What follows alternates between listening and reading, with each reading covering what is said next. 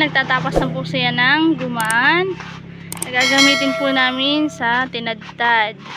Gluluto po kami ng tinadtad na hipon ngayon. Yun po ang ulam.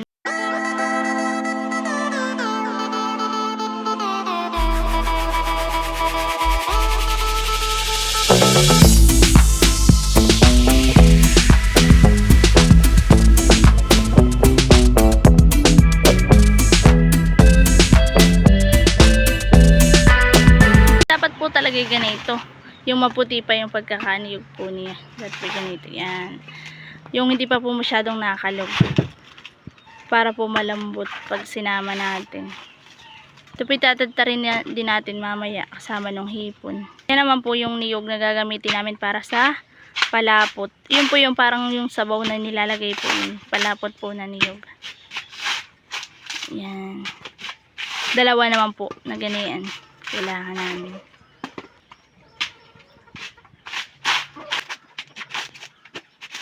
Tatatarin pa po namin yung hipon. Tsaka itong gumaan.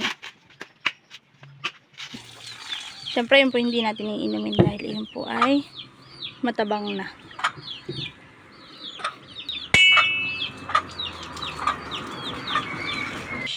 Yan naman pong gumaan. Yan. Siyempre hindi po mawawala ang pitchel. Iinumin po natin yung sabaw na yan. At yan po ay masarap.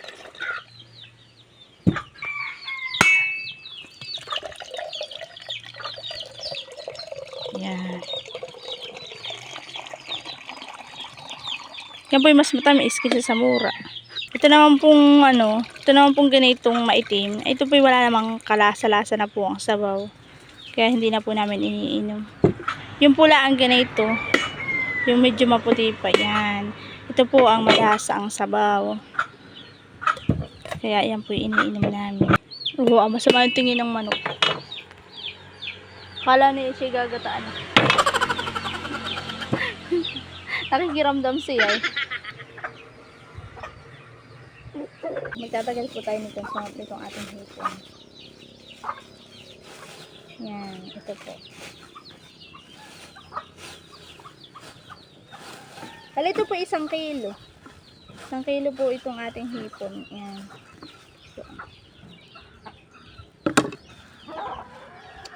Tatanggalan po natin na yan ng sungot. Yan, itong hipon po ito, tatanggalan po natin ng sungot. Mas maganda po kung ang gagamitin natin ay gunting. At mas madali po pag gunting. Yan. Wala naman pong bandang ulo, tsaka po itong mahabang ito ang tatanggalin natin. Tsaka po yung mga galamay at buntot po pala niya. Kailangan po natin tanggalin. Para wala pong matigas. At nandoon po yung tigas niya eh. Sige na yan. Ayan, tanggalin po natin. Tapos, tatanggalin po natin yung bituka niya dun sa likod. Dito po. Yung bituka yun. Para wala pong dumi. Sigurado po talaga na linis na linis po. Yung ating hipon.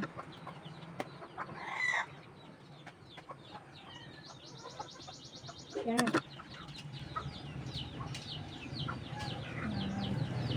Ito po. Ito po yun. Oh. Yan. Yan po yung nasa sa likod niya. Yan po.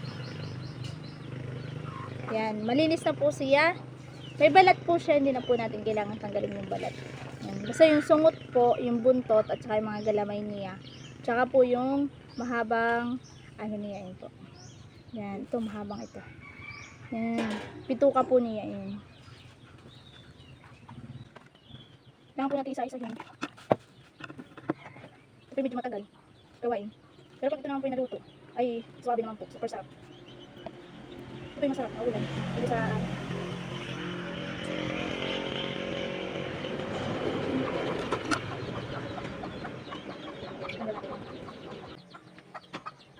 mas madali po pag gunting ang gagamitin. At buti ka lang po ng gupit. Mahirap po pag kutsilyo.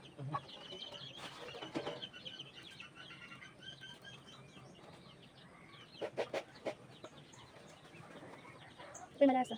Itong lutuin, itong ito. Malasa po itong aming lulutuin ito. Kaya po ito paborito ng mga taga dito. Ito yung matagal gawain talaga. Kaya po pag magbebenta ka na ganito, ay ito po ay ang order na po yata nito 40 pesos ang isang balik. Dito sa amin. Press na. Ay, meron pa. Ay! Kalabaw na. Kalabaw na. Tumalit po. Buhay pa nga po natin. Natalin po.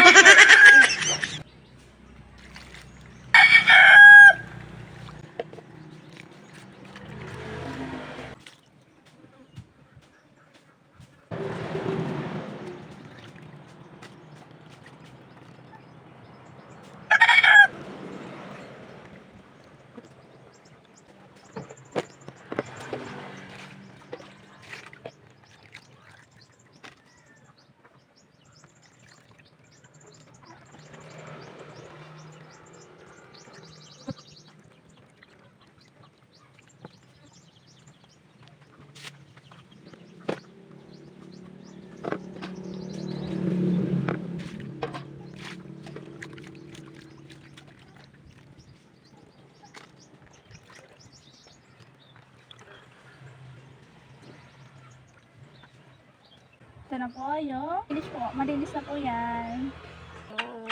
Lalagyan ko lang po yan dito. Kaunti. Yan. Yung matatansya niyo po na kaya nang gumalaw niyo. Yan natin. Ito po ay atin din pipinuhin. Yan.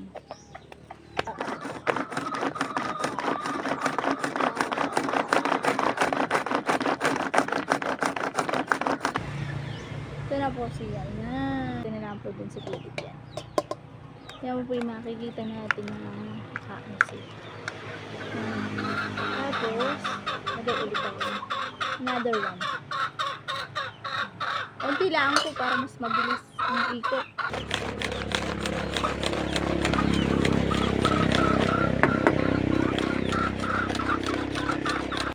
Ito na po. Okay na to. Mas mabilis po pag konti lang yung sinasakay natin.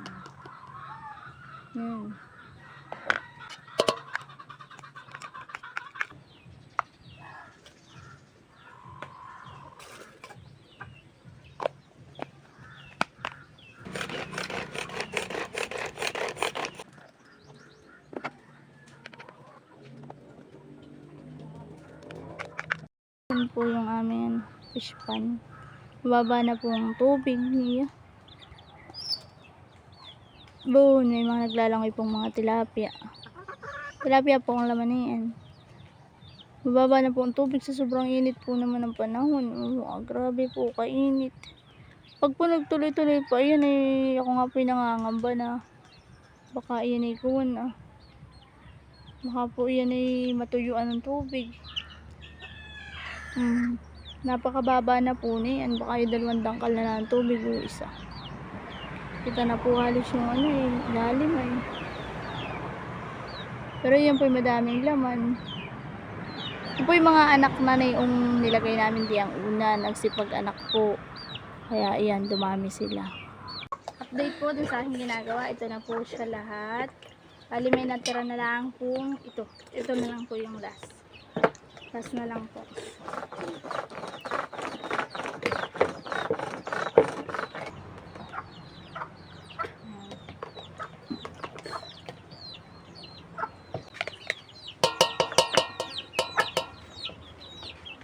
Ito na po lahat yung ating gumaan na ating pong pinino.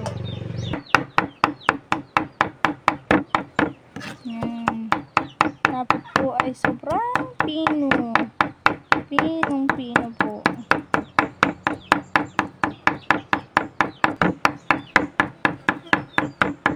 Yan, ganito po yung traditional na ginagawa sa amin. Yan, yung karaniwan po nilang ginagawa, yung pong matatanda, yung mga lolo at lola ko, yan, yung mama at papa, ganito po ang ginagawa nila. Sobrang hirap po niyong gawin talaga. Maganda din po siguro kung ito ay may blender at mas mabilis. Kaya para po sa akin ay mas gusto ko po yung ganito. Yung tinitilad mo po ng ganito.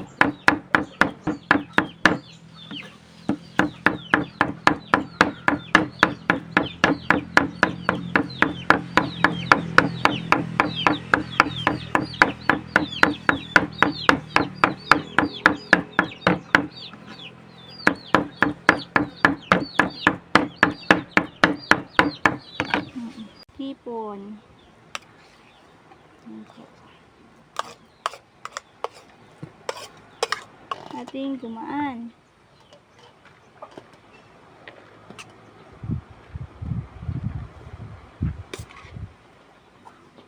Bawang at luya. Gawin natin.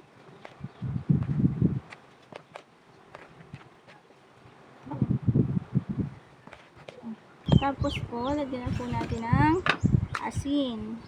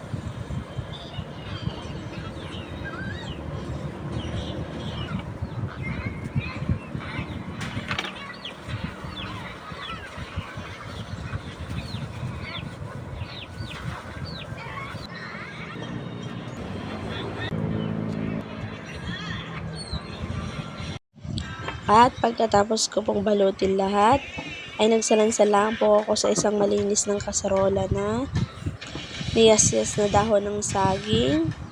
Yan, sinalansan ko lang po ng ganyan. At isa-isa ko pong inilagay yung mga binalit ko kanina, tinadtad.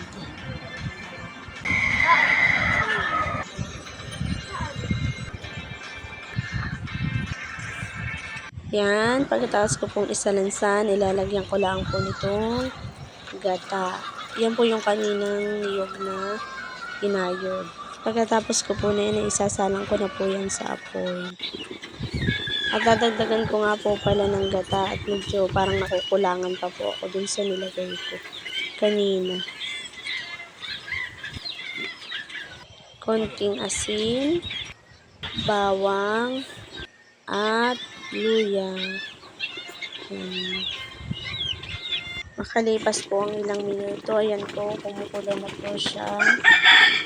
Mas masarap nga po pala ni ay meron pong tanlad. Kaya lang po, ay wala po yung makuhaan ng tanlad. Kaya hindi ko na po nalagyan. Ito na po siya, luto na po. Yan, kain na po tayo. Nakain na po kami. Kain na po tayo. Sud ka, baby ko. Sud na. May sabaw dun ah. May sabaw pa dun. Titikman na natin.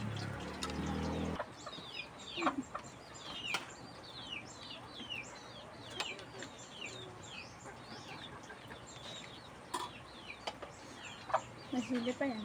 Ah. Sili.